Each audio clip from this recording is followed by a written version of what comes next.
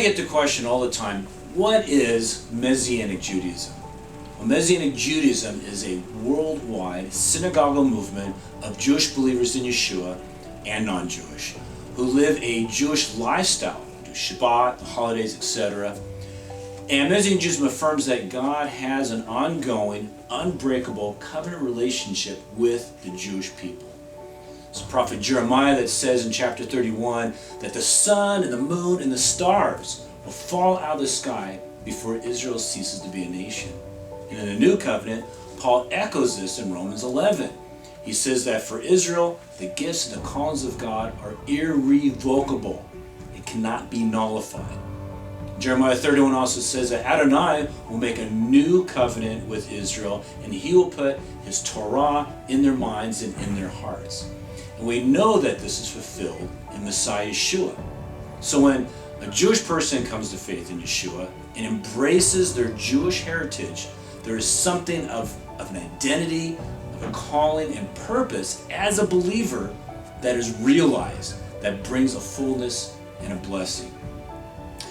Now, when we say that God has a covenant with Jewish people, it does not mean that it's salvific. There is what is known as dual covenantism, that says that Gentiles have Jesus as a way of salvation, but that if a Jewish person just lives a good Jewish life, keeps the mitzvot, they too will be saved.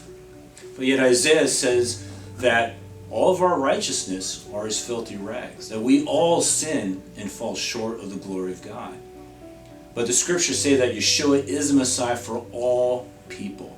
He came for the lost sheep of Israel, and he came for all the nations. That Yeshua is the Passover lamb that was slain. Isaiah 53 says that he is the one who bears the sins of many and intercedes for our transgressions. And Yeshua lived a perfect, sinless life. He fulfilled everything the Messiah was supposed to do. And through believing and trusting Yeshua's atonement, all will be saved. Now there's another concept called one law. And this says that Torah observance is incumbent on all people, both Jew and Gentile. Now, it may be beneficial to do so. Scripture says in Acts 15 that Jewish people come into the New Covenant as Jews, nothing changes, but that Gentiles come into the New Covenant as Gentiles. Now previously, the Abrahamic, the Mosaic, the Davidic covenants, they were all made to the Jewish people.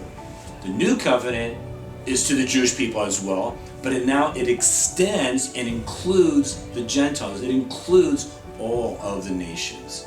That both groups are accepted equally. That we are all on the same level spiritually.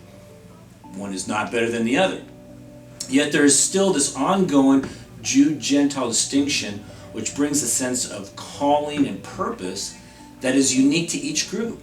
So the Gentile church has a calling and a purpose to fulfill, and so does Messianic Jewish community.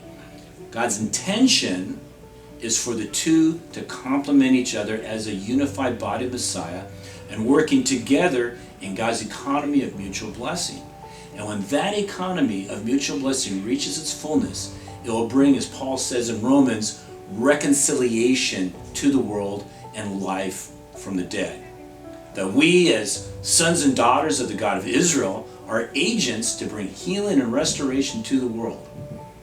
And that is something to get excited about.